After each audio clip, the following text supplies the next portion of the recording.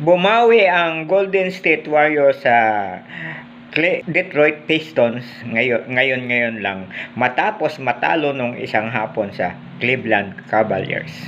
Ang score ay 120 to 109.